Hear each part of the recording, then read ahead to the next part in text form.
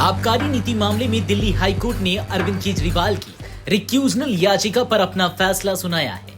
Kejriwal Delhi high court में video conferencing के जरिए पेश हुए। इस दौरान केजरीवाल ने अपना जवाबी हलफनामा रिकॉर्ड पर लेने की मांग की। सुनवाई के दौरान केजरीवाल ने कहा, मैडम, अगर मेरा जवाब रिकॉर्ड पर नहीं लिया गया तो यह न्याय के प्रति लापरवाही होगी। अदालत ने सख्त टिप्पणी करते हुए कहा, यदि किसी न्यायाधीश का फैसला ऊपरी अदालत द्वारा बदला जाता है तो किसी भी प्रतिवादी को यह कहने का हक नहीं है कि अमुक जज फैसला करने योग्य नहीं है। जज की क्षमताओं पर फैसला इसकी उच्च अदालत करती है, न कि प्रतिवादी।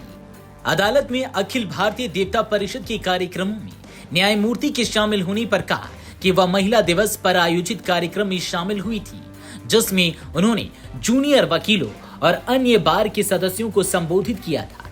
केवल अरविंद केजरीवाल की आइडियोलॉजी से सहमति न रखने के चलते यह आरोप गलत है। न्यायमूर्ति शर्मा ने कहा, मेरा न्यायिक करियर 34 वर्षों का रहा है। क्या अब यह हो सकता है कि जजों को वादकारी द्वारा तय अतिरिक्त परीक्षा पास करनी पड़े कि वे मामले की सुनवाई के योग्य हैं? क्या उन्हें वादकारी द्वारा बनाए गए मानकों के आधार पर पहले खुद को साबित करना होगा? ऐसे में जजों को यह भी साबित करना पड़ेगा कि उन्होंने किसी संगठन के कार्यक्रम में भाग नहीं लिया या उनके परिवार के सदस्य विधि पेशे में नहीं हैं।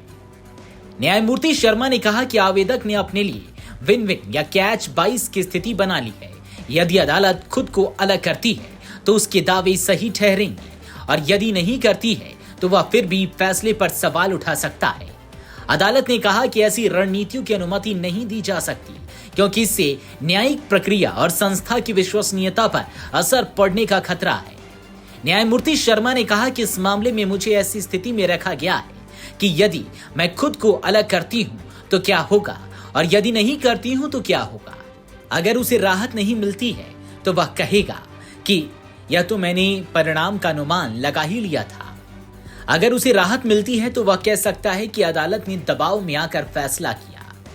वादकारी स्थिति को अपने पक्ष के अनुसार पेश कर सकता है। अदालत ने वरिष्ठ अधिवक्ता हेगड़े की अग्नि परीक्षा वाले तर्क का संज्ञान लिया, लेकिन सवाल उठाया कि केवल प्रतिकूल परिणाम के डर से किसी आरोपी के कहने पर जज को ऐसी परीक्षा से क्यों गुजरना चाहिए। अदालत ने कहा कि आरोपी अपनी बेगुनाही साबित कर सकता है, लेकिन उससे यह अनुमति नहीं दी जा सकती कि वह जज को पक्षपाती साबित करने की कोशिश करे। अदालत ने कहा कि जब किसी मौजूदा जज पर आरोप लगाए जाते हैं तब भी वही निष्पक्षता लागू होनी चाहिए। कोई भी राजनेता चाहे कितना ही शक्तिशाली क्यों ना हो, बिना किसी ठोस साक्ष्य के जज के खिलाफ आरोप लगाकर संस्था को नुकसान नहीं पहुंचा सकता।